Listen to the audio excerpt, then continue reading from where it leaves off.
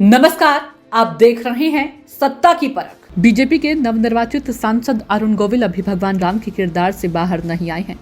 मेरठ के भाजपा कार्यकर्ता हो या व्यापारी या आमजन अपने सांसद को देखने के लिए तरस गए हैं। मेरठ कैंट के व्यापारियों ने सरकार से मांग की है कि अरुण गोविल को वापस बुलाकर मेरठ हापुड़ लोकसभा का चुनाव पुनः कराया जाए।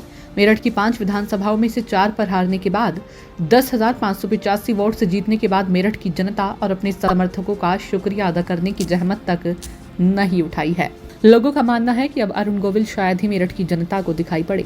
सांसद अरुण गोविल के इस व्यवहार से मेरठ कैंट की जनता और व्यापारी खासे नाराज हैं। कैंट के कई व्यापारियों ने कहा कि अरुण गोविल 4 विधानसभा से हार चुके थे, लेकिन कैंट के वोटों की वजह से जीते, फिर भी एक बार क्षेत्र में धन्यवाद कहने तक नहीं आए। व्यापारी बोले, ऐसे सांसद को अब मेरठ हापुड़ लोकसभा की जनता 5 साल तक झेलना पड़ेगा। इनके दर्शनों के लिए अरदास लगानी पड़ेगी। भारत में लोकसभा चुनाव जीतने के बाद लगभग सभी सांसद अपने अपने संसदीय क्षेत्र में जनता का धन्यवाद करने गए, लेकिन मेरठ हापुड़ लोकसभा सीट से चुने गए सांसद अरुण गोविल जीत के बाद एक बार भी अपने संसदीय क्षेत्र में जनता का धन्यवाद करने नहीं पहुंचे।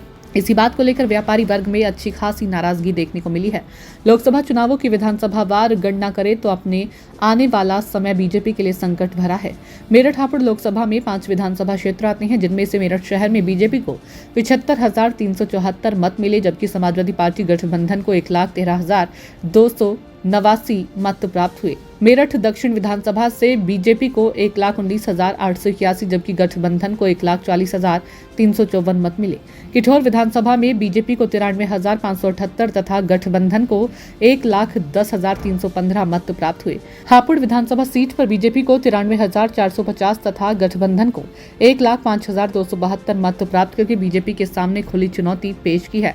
तो वहीं एकमात्र विधानसभा सीट मेरठ कैंट रही, जहां बीजेपी को 1,61,892 मत मिले और गठबंधन के प्रत्याशी को 65,779 ही मत प्राप्त हो सके। इन्हीं मतों के बदौलत अरुण गोविल 10,585 मतों से चुनाव जीत सके हैं। विपक्षी गठबंधन का ये आंकड़ा वर्ष 2019 के लोकसभा चुनाव के आसपास ही रहा है। 2019 में मेरठ कैंट विधानसभा में बीजेपी को 1,68,074 मत प्राप्त हुए थे, जबकि बीएसपी गठबंधन के प्रत्याशी को 65,332 मत प्राप्त हुए थे। 2019 के चुनाव में भी बीएसपी गठबंधन ने मेरठ दक्षिण, मेरठ शहर, किठौर और हापुड़ विधानसभा सीट पर बीजेपी को खासी चुनौती पेश की थी। लोकसभा चुनाव में बीजेपी के उम्मीदवार राजेंद्र अग्रवाल मात्र 0.4% मतों से ही विजयी हुए थे। चुनाव के दौरान ही बीजेपी के नवनिर्वाचित सांसद का व्यवहार ऐसा था कि वो अपने कार्यकर्ताओं से मिलने में भी दूरियां बनाए हुए थे।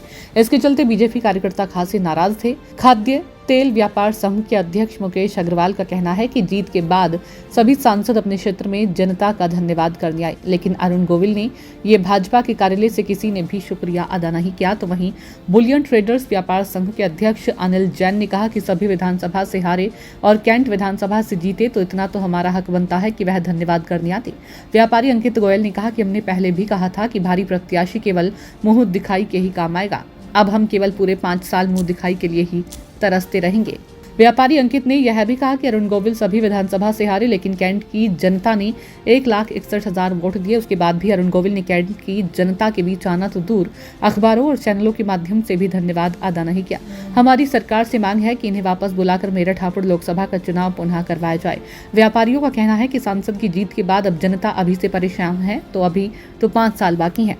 हमने बाहरी प्रत्याशी को न केवल स्वीकार कर लिया, बल्कि बुलाकर लाखों रुपए खर्च कर स्वागत भी किया, तो अब इसका परिणाम तो भुगतना ही पड़ेगा।